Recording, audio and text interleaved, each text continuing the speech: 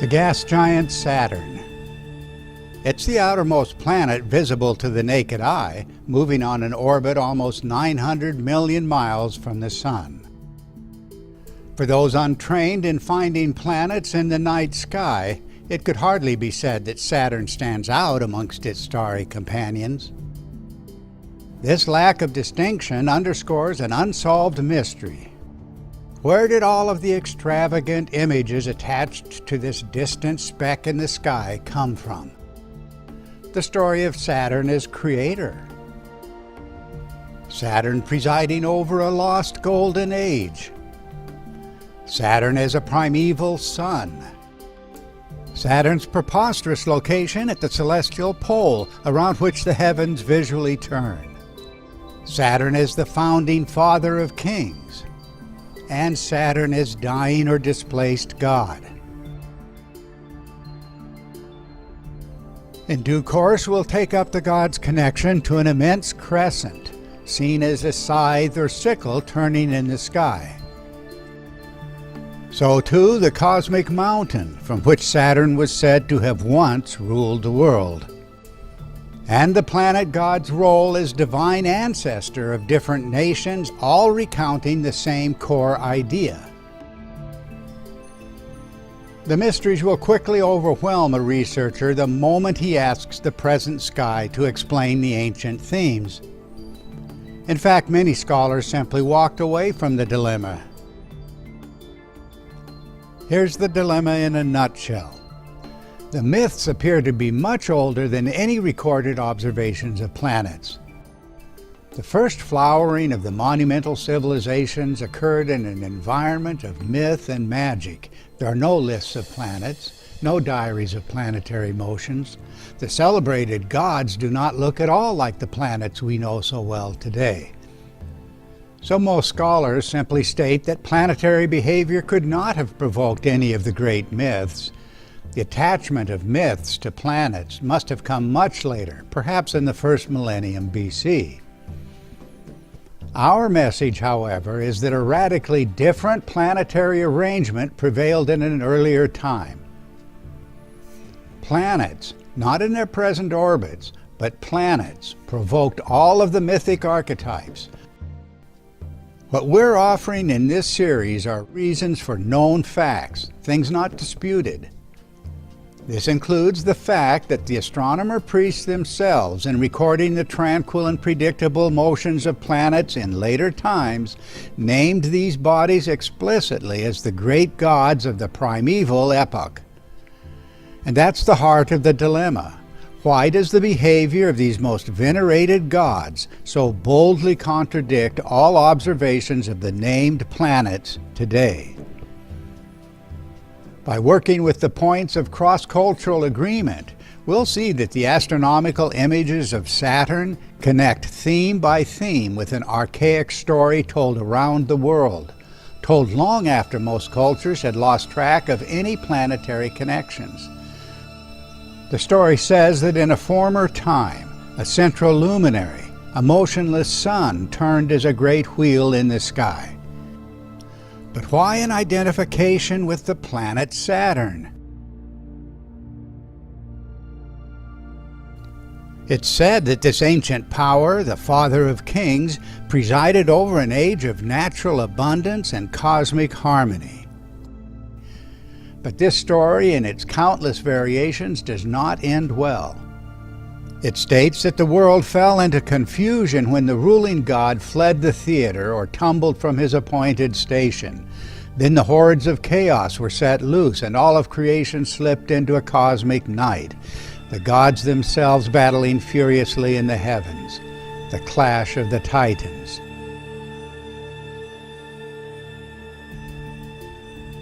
In the well-known Greek tradition, this was the story of the displaced god Kronos, the father of kings.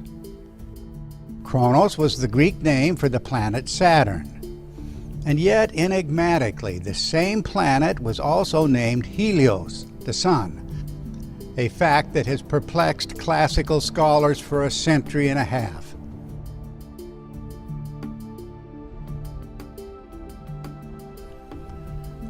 The shadow cast by Saturn reached across the millennia. Even today, our language retains the age-old cultural ambivalence toward this most ancient god. The word Saturnian expresses the splendor of the Golden Age, while the word Saturnine reflects the melancholy of paradise lost. Guesses as to explanations will never work, but an explanation based on systematic, cross-cultural investigation will work, allowing a global story to mean what it says, even if that requires a measure of patience as verifiable pieces come one by one into a coherent picture of the ancient sky.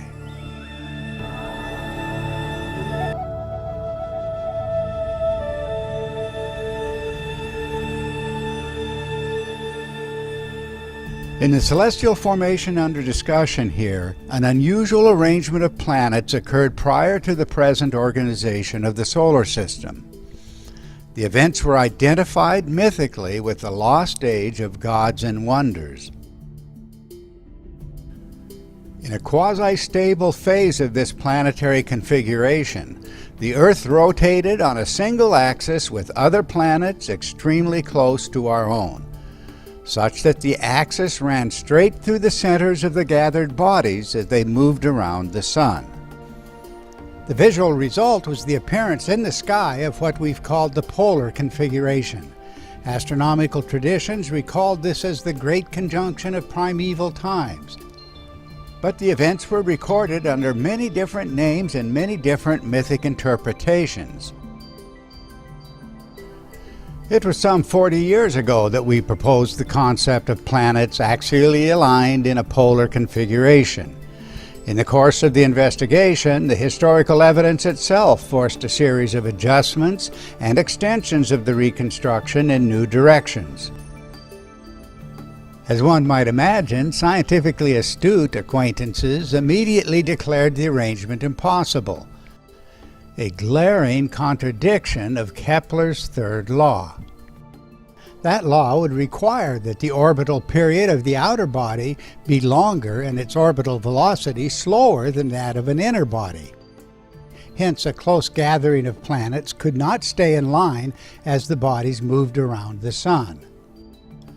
But that was before the structural dynamicist Robert Grubaugh took an interest in the historical evidence and came forward with equations for collinear equilibrium of planet-sized bodies. Collinear equilibrium means equilibrium positions on a straight line running right through the centers of the bodies. Mathematically, at these positions, the bodies will in fact stay in line while moving as a congregation of planets around the Sun. Grubaugh's equations were subsequently confirmed by others, including the distinguished mathematician Dr. Robert Bass.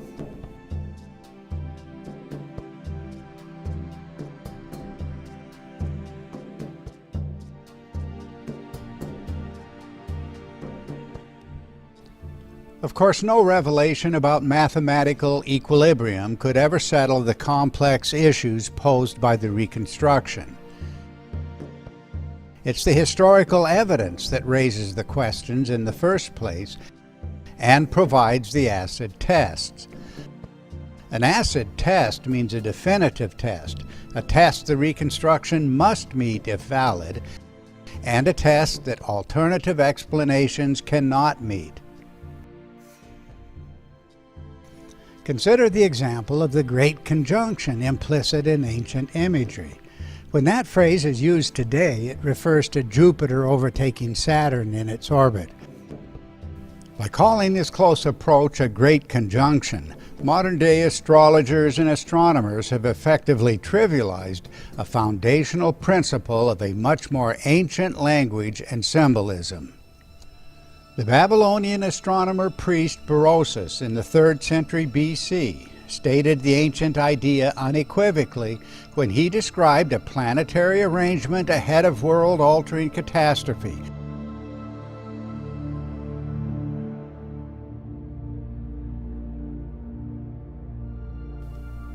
Planets centered on a straight line, That's a remarkable statement with no rationale under common assumptions today, and no analogy in any planetary observations in our own time. It is, however, a perfect description of the polar configuration as reconstructed from a global accord of ancient witnesses, of which a Babylonian priestly astronomer would have no knowledge. It's also a perfect description of collinear alignment as described mathematically by Robert Grubaugh. In Hindu accounts, we find the popular story of the great citadel of the gods, called Tripura.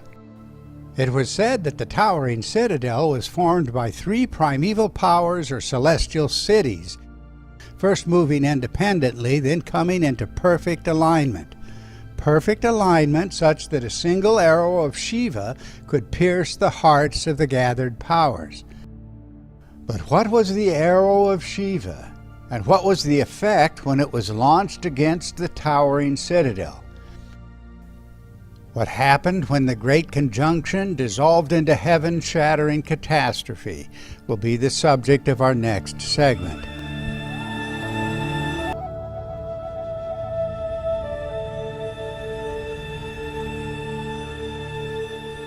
We've said it before, and it bears repeating, that the first step in assessing the complex and extraordinary claims of this reconstruction is to be crystal clear as to the core details and their testable implications. This stylized form is the fulcrum of the reconstruction. From here we can look backwards and forwards to name critical events in the evolution of the configuration.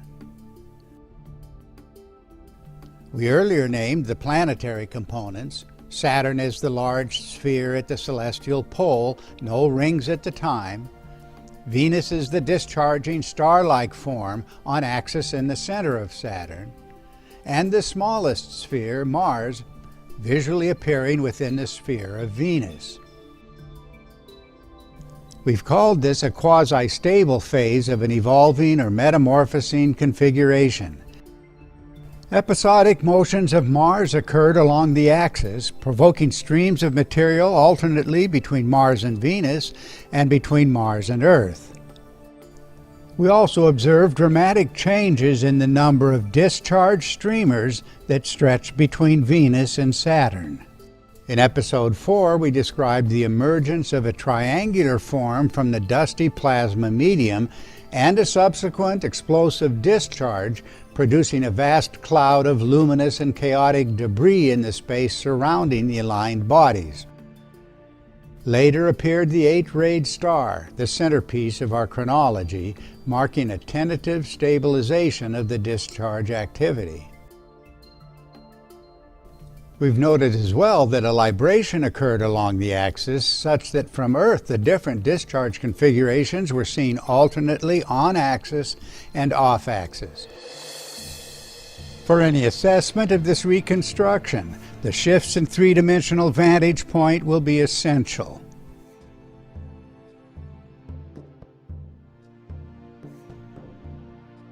In the early phases of the configuration, the interplanetary medium prevented observation of the Sun as a discrete sphere, though the Sun's lighting effects on the configuration become quite clear with the appearance of the crescent on Saturn.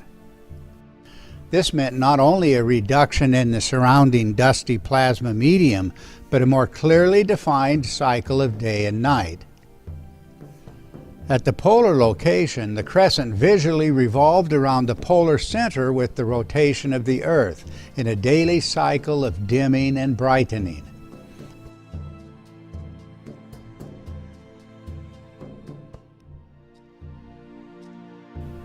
Closely associated with the appearance of this turning crescent was the descent of material from Mars. The first effect was a luminous spike reaching earthward. As Mars moved closer to the Earth, the downward stream of material extended well below the visible sphere of Saturn, eventually connecting with the circumpolar region of the Earth. It seems that over time, the eightfold Venus discharge was compressed into just 4 directional streamers expanding across the face of Saturn.